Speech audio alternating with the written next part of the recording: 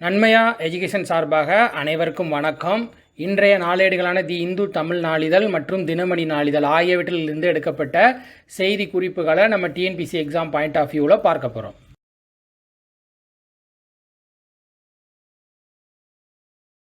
முதலாவதாக மாநில செய்திகளில் பார்த்தீங்கன்னா நம்முடைய தமிழகத்தில் புயல் ஒன்று கரையை கடக்க இருக்குது. அது என்ன புயல், அதற்கு பேர் என்ன அப்படின்னு பார்த்தீங்கன்னா நிவர் அப்படின்னு பேரிட்டிருக்காங்க. இது என்ன அப்படின்னு பார்த்தீங்கன்னா வங்கக்கடலில் நிலவி வரும் ஆழ்ந்த காற்றழுத்த தாழ்வு பகுதி புயலாக வலுப்பெற்று தமிழக கரையில் காரைக்கால் மாமல்லபுரம் இடையே கரையை கடக்கும் அப்படிங்கிறது சொல்லியிருக்காங்க. இந்த புயலுக்கு என்ன பேர் வச்சுருக்காங்க அப்படின்னு பார்த்தீங்கன்னா நிவர் அப்படிங்கிறது.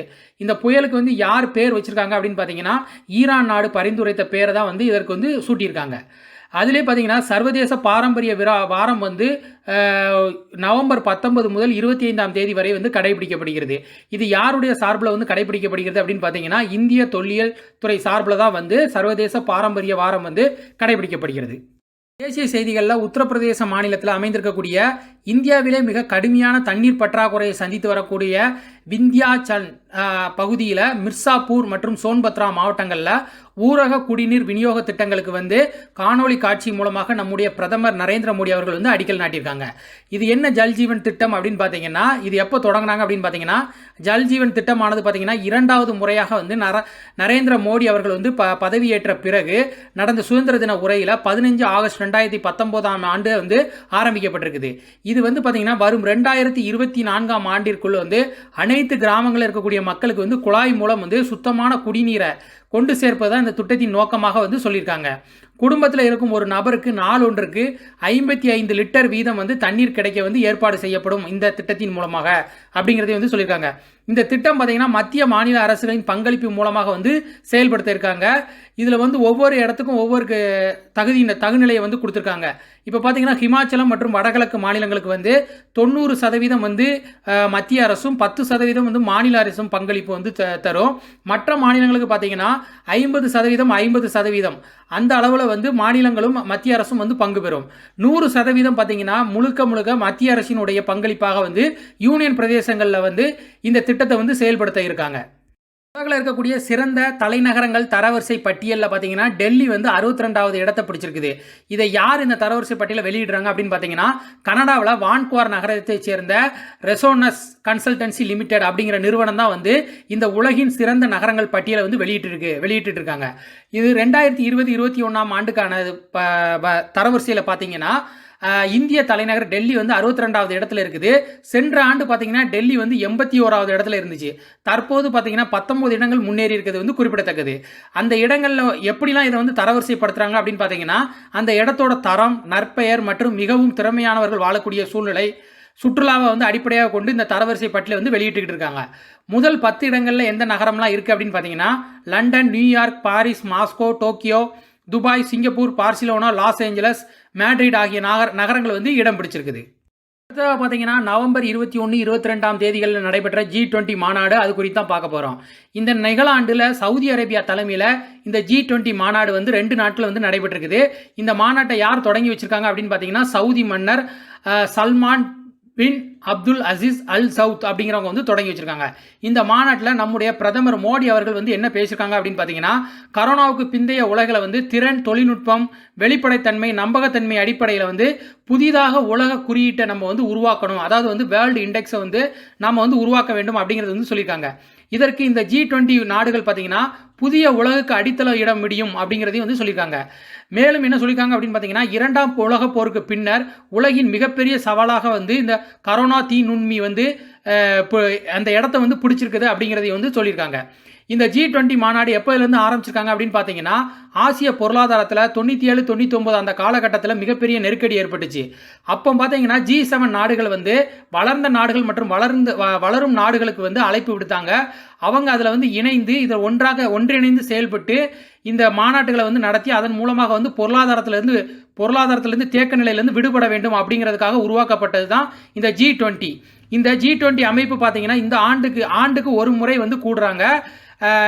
இதில் இந்த மாநாட்டில் கடைசியாக தீர்மானத்தில் பார்த்தீங்கன்னா 2022 இந்தியாவில் G20 மாநாடு நடத்தப்படுவதாக இருந்துச்சு. ஆனால் இப்போ கடைசியாக இந்த மாநாட்டில் இறுதியாக நிறைவேற்றப்பட்ட தீர்மானத்தில் என்ன சொல்லியிருக்காங்க அப்படின்னு பார்த்தீங்கன்னா 21 இத்தாலியிலும் 22ல் இந்தோனேஷியாவிலையும் 23ல் இந்தியாவிலையும் 24ல் பிரேசிலும் G20 மாநாடு வந்து நடத்தப்படும் அப்படிங்கிறது வந்து மாற்றம் செஞ்சிருக்கதாக வந்து சொல்லியிருக்காங்க. அடுத்ததாக பார்த்தீங்கன்னா சிட்மேக்ஸ் அப்படிங்கிற கடற்படை போர் பயிற்சி குறித்து தான் பார்க்க போகிறோம். இது என்ன அப்படின்னு பார்த்தீங்கன்னா இந்தியா, சிங்கப்பூர், தாய்லாந்து கடற்படைகளுக்கு இடையிலான முத்தரப்பு போர் பயிற்சி தான் இந்த சிட்மேக்ஸ் அப்படிங்கிறது. இது எங்கே நடந்திருக்கு அப்படின்னு பார்த்தீங்கன்னா அந்தமான் கடற்பகுதியில் போர்ட் பிளேயர் அப்படிங்கிற இடத்துல நடந்திருக்குது. எந்த நாளில் நடந்திருக்கு அப்படின்னு பார்த்தீங்கன்னா நவம்பர் 21, 22 ஆகிய 2 தினங்களில் வந்து நடைபெற்றிருக்குது. இது வந்து 2வது முறையாக நடக்கக்கூடிய போர் பயிற்சி. கடந்த ஆண்டு பார்த்தீங்கன்னா செப்டம்பர் மாதம் தான் வந்து முதல் சிட்மேக்ஸ் வந்து தொடங்கியிருக்காங்க. இதனுடைய நோக்கம் என்ன அப்படின்னு பார்த்தீங்கன்னா கடற்படைகளுக்கு இடையே பரஸ்பர தன்னம்பிக்கையை வலுப்படுத்தணும், நாடுகளுக்கு இடையேயான பொதுவான புரிதலுடன் கடல் பாதுகாப்பை வந்து மேம்படுத்தணும், அதற்கான வழிமுறைகளையும் வந்து ஆராய வேண்டும். அதற்காக தான் இந்த பயிற்சியை வந்து மேற்கொள்வதாக வந்து சொல்லியிருக்காங்க. பார்த்தீங்கன்னா ஆழ்கடல் ஆராய்ச்சி திட்டத்தில் வந்து இந்தியா வந்து இறங்க இருக்குது. அது குறித்து தான் பார்க்க போகிறோம். இதில் என்ன அப்படின்னு பார்த்தீங்கன்னா கடலில் இருக்கக்கூடிய வளங்களை பயன்படுத்தும் வகையில் சீனா, தென்கொரியா, ஜெர்மனி போன்ற நாடுகள் வந்து ஆழ்கடல் ஆராய்ச்சிகளில் வந்து ஏற்கனவே வந்து தீவிரமாக ஈடுபட்டு இருக்குது. இதில் சீனா ஒருபடி முன்னேறி என்ன பண்ணியிருக்காங்க அப்படின்னா ஆழ்கடல் ஆராய்ச்சிக்காக 3 ஆராய்ச்சியாளர்களை கடந்த வாரம் வந்து கடலுக்குள்ளே அனுப்பியிருக்காங்க. இதே மாதிரி இந்தியாவும் இந்த ஆராய்ச்சியில் வந்து ஈடுபட இருக்குது. இந்திய பெருங்கடலின் மத்தியில் ஏறத்தாழ 1.5 லட்சம் சதுர கிலோமீட்டர் பரப்பை வந்து இந்தியா வந்து தன்வசம் கொண்டிருக்குது. இந்திய பெருங்கடல்ல இருந்து எஃகு, செம்பு, துத்தநாகம், வெள்ளி, தங்கம், வெண்கலம் ஆகிய உலோகங்களை தாதுக்கள் வடிவில் உள்ளடக்கிய பாலி மெடாலிக் சல்ஃபைடு அப்படிங்கிற படிமங்களை தோண்டி எடுக்கிறதுக்காக தான் இந்த ஆராய்ச்சி திட்டம் வந்து நடக்குது. இதை வந்து சர்வதேச கடல் படுகை ஆணையத்துடன் வந்து இந்தியா வந்து 2016ல் 15 ஆண்டுகள் ஒப்பந்தத்தில் வந்து இந்தியா வந்து கையெழுத்திட்டிருக்குது.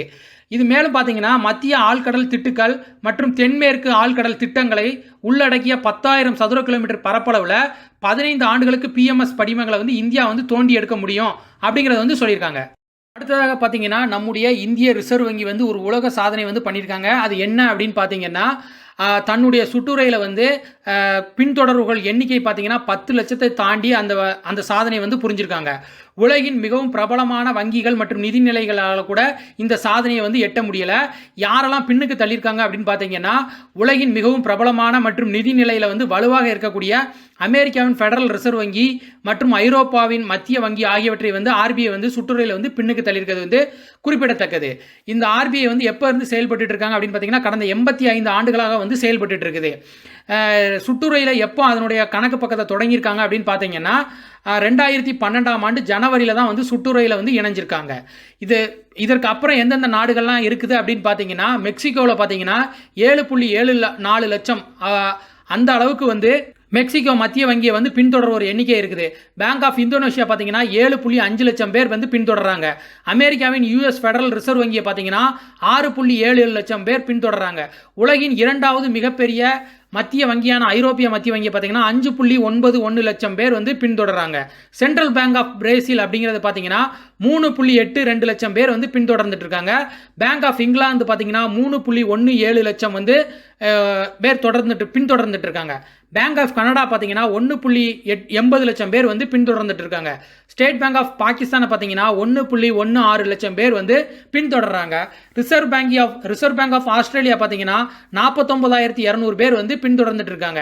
இந்த எண்ணிக்கையில் பார்த்தீங்கன்னா உலகின் 3வது பெரிய வங்கியான பேங்க் ஆஃப் ஜப்பான் பார்த்தீங்கன்னா அதனுடைய பின்தொடர்வோர் எண்ணிக்கை பார்த்தீங்கன்னா வெறும் 28,900 பேர் தான் வந்து அதை வந்து பின்தொடர்ந்துட்டு இருக்காங்க அப்படிங்கிறது வந்து குறிப்பிடத்தக்கது.